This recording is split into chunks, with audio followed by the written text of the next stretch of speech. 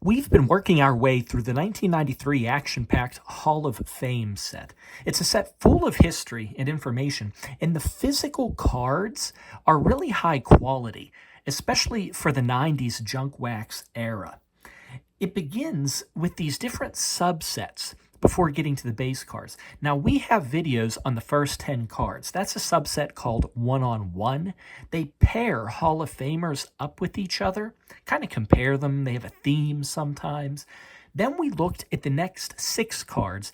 That's an NCAA heavy subset of coaches, but really neat cards. And now we begin a 5-card Larry Bird subset with this card number 17. But this brings up an interesting point that I never really saw action-packed address. And maybe I missed it. This set is clearly a Hall of Fame set. It was in honor of the 25th anniversary of the Hall of Fame. You can see that on the gold foil here on the front of every one of these basketball cards. Obviously, it's in the title. And every card in Series 1 mentions the year that that individual was inducted into the Hall of Fame. Look, I got a couple here.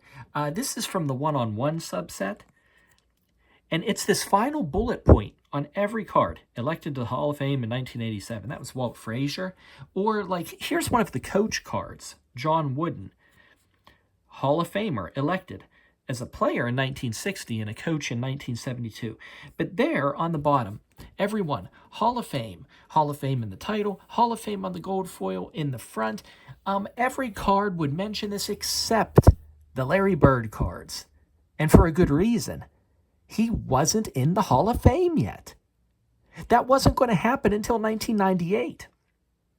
Now, I'm certainly not complaining about 5 additional Larry Bird cards, but it's fascinating that considering these Bird cards are the only non-Hall of Fame cards in the set, I don't think Action Packed ever said anything like future Hall of Famer on any of the marketing or the wrappers or the boxes where they do mention this Larry Bird subset. Action Packed also had a player-specific subset in Series 2, but that was Dr. J, and he was inducted into the Hall of Fame in this year, 1993. But these Larry Bird cards, they're definitely an exception in this set. They really are. Now, the subsets in this 1993 action-packed Hall of Fame set, they blend in very well with the base cards. Take this first Larry Bird card. The back is identical to all the other cards, except, of course, for the lack of mentioning that he was inducted into the Hall of Fame. So we have the same format there on the back, and the only way you would know that this is a subset, it's like those one-on-one cards. The only way you know this is part of a subset is that it has its own distinct logo right here. Well, the Larry Bird cards are similar. There's this gold foil 33 jersey in the upper right corner. Really the only element of the design that distinguishes these cards.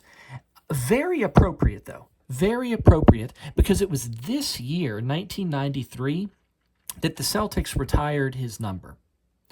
My guess is that the number being retired is what inspired them to add these 5 cards to the set.